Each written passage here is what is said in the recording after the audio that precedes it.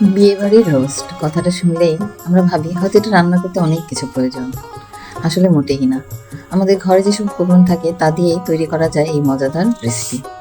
আজ আমি আপনাদের সাথে সেটাই শেয়ার করব।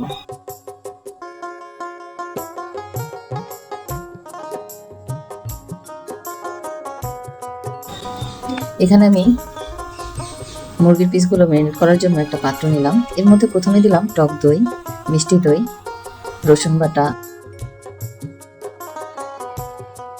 আদা বাটা এবং জয়ফল জয়ত্রী বাদামের একটা পেস্ট দিলাম। তারপর দিলাম টমেটো সস, লবণ, মরিচের গুঁড়া।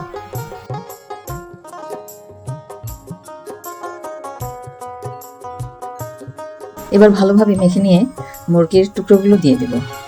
সময় নিয়ে একটু মাখাতে হবে যাতে প্রতিটা টুকরোর গায়ে মশলা ভালোভাবে লাগে। এবার এটা রেখে দেব কিছুক্ষণ।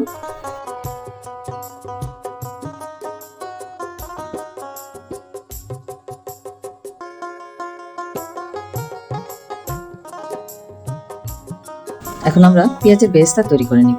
এর জন্য একটা কড়াই পরিমাণ মতো তেল দিয়ে দিব। এর সাথে দিব ঘি। ঘি দিলে যেটা হয় এর ফ্লেভার, রং দুটাই অনেক ভালো হয়।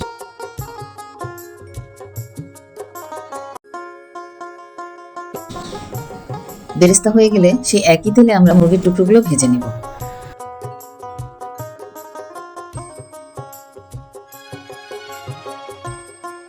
সবগুলো টুকরো ভাজা হয়ে গেলে সেই তেলেই দিয়ে দিব পরিমাণ মতো পেঁয়াজ বাটা। এবার সাথে দিব ম্যারিনেট করা যে মশলাটা ছিল সেই মশলাটা, আর দিব পেঁয়াজ বেরেস্তা। পেঁয়াজ বেরেস্তাগুলো একটু হাতে নিয়ে ভেঙে দিব। এখন দিব কিছু আস্ত কাঁচামরিচ।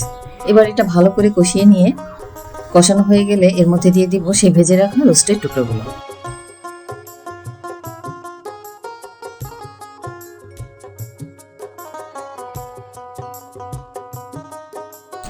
রোস্টের টুকরোগুলো 1 মিনিটের মতো কষিয়ে নিব। কষানো হয়ে গেলে এর মধ্যে দিব কিছু কিশমিশ। এবার দিব হাফ লিটার দুধ, আর দিব 1.5 চামচের মতো চিনি। আমি আর কোনো এক্সট্রা পানি ব্যবহার করব না। এই দুধেই পুরো রোস্টগুলো সিদ্ধ করব।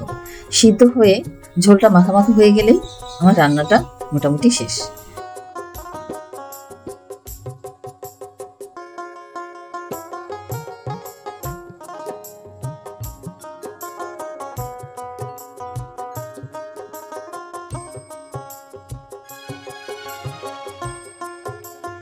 এবার এটা গরম গরম পরিবেশন করব। আপনিও একবার এই রেসিপিটা তৈরি করুন। আমার বিশ্বাস সবার প্রশংসা পাবেন। রেসিপিটি ভালো লাগলে পাশে থাকবেন। আজ এ পর্যন্তই। আল্লাহ হাফেজ। আসসালামু আলাইকুম।